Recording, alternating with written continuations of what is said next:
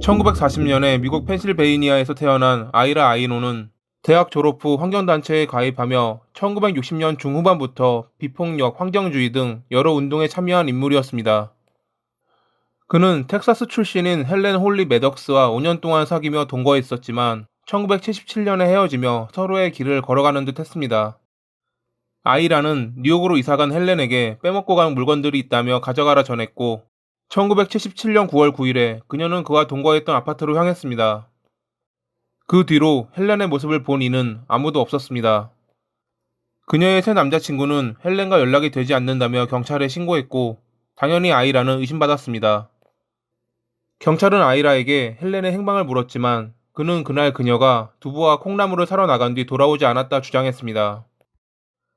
그의 집에는 무언가 단서가 될 만한 것이 남아있을지 모르지만 의심스럽다는 이유만으로 그의 집을 수색할 방법은 없었습니다. 하지만 몇 개월 후 그의 집을 수색할 수 있는 합법적인 방법이 생깁니다. 아이라의 이웃 주민들이 그의 집에서 심한 악취가 난다며 경찰에 신고했던 겁니다. 그렇게 헬렌이 사라지고 18개월 후인 1979년 3월 28일에 그의 집을 수색한 경찰은 옷장에 있는 트렁크에서 부패한 상태의 헬렌을 발견했습니다. 체포된 그는 재판을 받기 전 변호사를 선임해 4만 달러의 보석금 협상에 성공했고, 그를 지지하던 여성의 도움으로 10%인 4천 달러를 내고 풀려날 수 있었습니다. 살인 용의자인 그가 이러한 보석금으로 나올 수 있었던 것은 여러 환경운동에 참여하며 많은 사람들에게 알려진 유명인이라 도주 우려가 없다 생각했기 때문이었습니다. 하지만 그는 1981년에 재판이 열리기 며칠 전 유럽으로 도망쳤습니다. 그가 사라진 상태에서 열린 재판에서 판사는 가석방 없는 종신형을 선고했지만 죗값을 치러야 할 아이라는 쉽게 잡히지 않았습니다. 헬렌이 사망하고 나서 20년 후인 1997년, 가명을 쓰고 새로운 인생을 살아가던 아이라가 프랑스에서 체포됩니다. 범죄인 인도 절차에 따라 그는 프랑스에서 미국으로 곧 인도될 듯 보였지만 프랑스는 특정 상황에서 인도를 거부할 수 있다는 법을 내세우며 이를 거절했습니다. 아이라의 변호인단이 그가 사형을 선고받지 않았지만 미국으로 돌아가면 사형에 처해질 가능성이 높다는 주장을 펼쳤기 때문이었죠. 프랑스는 사형을 폐지한 다른 국가들과 마찬가지로 범인이 인도될 경우 사형당할 가능성이 있으면 인도를 거부합니다. 아이라는 이를 이용한 겁니다.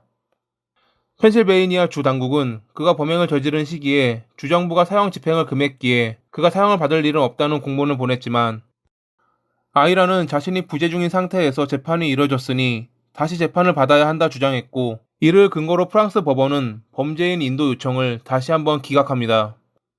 1998년에 펜실베이니아주 의회는 아이라 법이라는 별명을 가진 법안을 통과시키며 부재 중 유죄 판결을 받은 피고인들이 다시 재판을 요청할 수 있게 했습니다. 아이라는 자해를 하는 등 인도되지 않기 위해 여러 방법을 시도했지만 결국 2001년 7월 20일에 미국으로 송환됩니다. 당시 언론에선 이를 집중적으로 다뤘고, 그의 이름인 아이논이 독일어로 유니콘이라는 뜻을 가지고 있기 때문에 유니콘 킬러라 불렀습니다. 드디어 법정에선 그는 변호사를 통해 냉정과 심령에 대해 헬렌을 수사하던 CIA가 그녀를 살해한 뒤 자신에게 혐의를 뒤집어 씌웠다 주장했습니다. 2002년 10월 17일, 배심원단은 2시간의 회의 끝에 그에게 유죄를 판결했고, 판사는 그에게 가석방 없는 종신형을 선고합니다. 16년 동안 도주하며 자신의 죗값을 받지 않았던 아이라는 2020년 4월 3일에 79세의 나이로 수감 중 사망했습니다. 자연사였다고 합니다. 오늘도 봐주셔서 감사합니다.